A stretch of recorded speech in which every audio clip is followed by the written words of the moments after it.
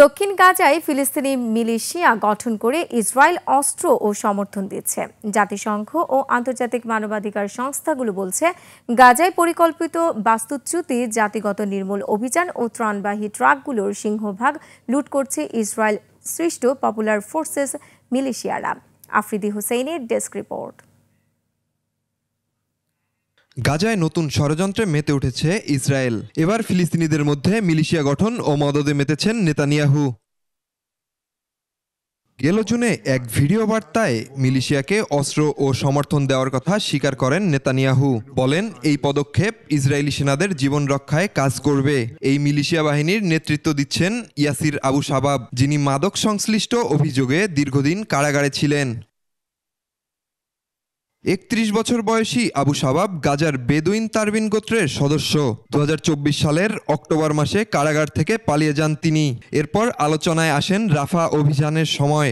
ইসরায়েলের মদতে প্রায় ১০০ যোদ্ধা নিয়ে পপুলার ফোর্সেস নামে একটি মিলিশিয়া গোষ্ঠী গড়ে তুলেছেন আবু শাবাব। এ ঘটনায় আবু শাবাবের নিজ গোত্র বিবৃতি দিয়ে তাকে প্রত্যাখ্যান করে।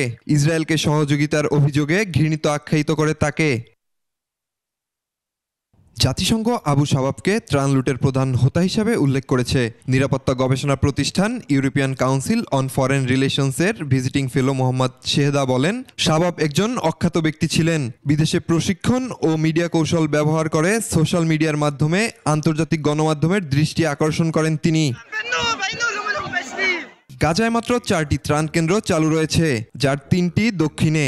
বিশ্লেষকদের অভিমত, খাদ্য ও মানবিক সহায়তা সীমিত করে দেওয়া এবং নির্দিষ্ট এলাকাগুলোতে সরবরাহ সীমাবদ্ধ রাখার মাধ্যমে জনগণকে দক্ষিণে চলে যেতে বাধ্য করা হচ্ছে। আবু শাবাবের মিলিশিয়া দল দক্ষিণ গাজায় এমন সব স্থাপনা তৈরি করেছে যেগুলো বিশ্লেষকরা কনসেন্ট্রেশন ক্যাম্প বলে উল্লেখ করেছেন। মধ্যপ্রাচ্য বিষয়ক বিশ্লেষক তারিক কেনি বলেন, ইসরায়েল চায় মিলিশিয়া যেন নিজস্ব শিবির নিয়ন্ত্রণ করে।